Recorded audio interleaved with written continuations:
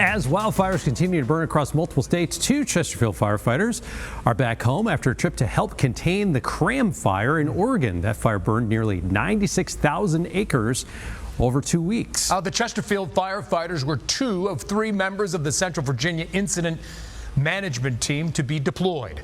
The team says the experience provided learning opportunities they wouldn't encounter on the East Coast, saying it allowed them to gain valuable insight into how to manage a large-scale emergency like a wildfire.